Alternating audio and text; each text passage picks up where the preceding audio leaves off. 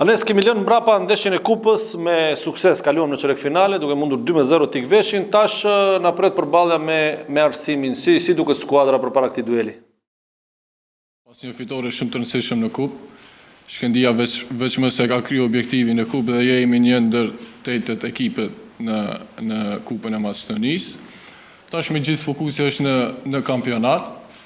Unë mendoj kjo është një ndër ndeshjet më të rëndësishme në kampionat, sepse Arsimi me të vërtetë na ka bërë një problem në Tetov dhe i gjithë fokusi është nesër ndaj Arsimit.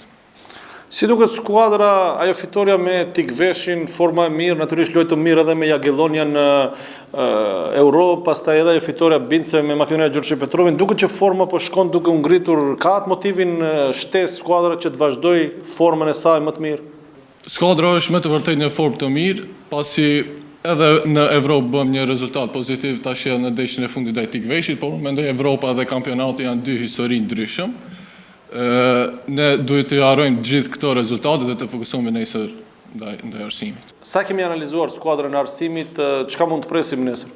Kemi bërë një analizë të thjeshtë, por unë mendoj që nëse i zbatojmë detyrat e trajnerit në mënyrë më të mirë mundshëm dhe Shkëndia është ashtu siç duhet, nuk do kemi probleme.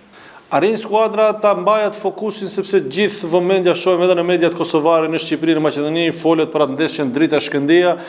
Kësaj radhe arrin që skuadra të mbajë veten të izoluar nga çdo muhabet tjetër sepse Arsimi është në menyn e kushtimisht të skuadrës së Shkëndisë. Nuk na intereson ndeshja me dritën, i gjithë fokusi është nesër ndaj Arsimit.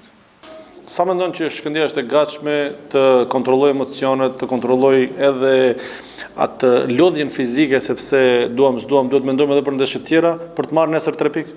Shkëndia ka shumë lojtar cilësor dhe nuk ka nevojë ta mendojmë në këtë pjesë, ne shkojmë vetëm për fitore dhe për 3 pikë.